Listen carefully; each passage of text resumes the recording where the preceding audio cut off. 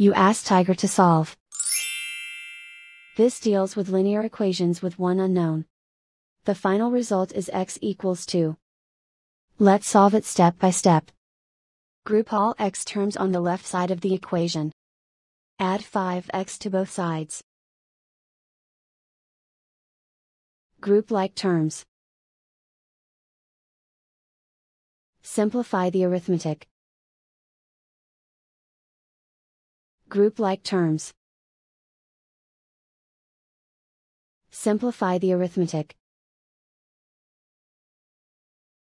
Group all constants on the right side of the equation.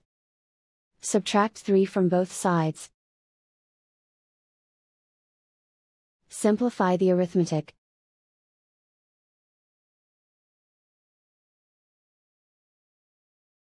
Isolate the x. Divide both sides by 9. Simplify the fraction. Find the greatest common factor of the numerator and denominator. Factor out and cancel the greatest common factor. And so the final result is x equals 2.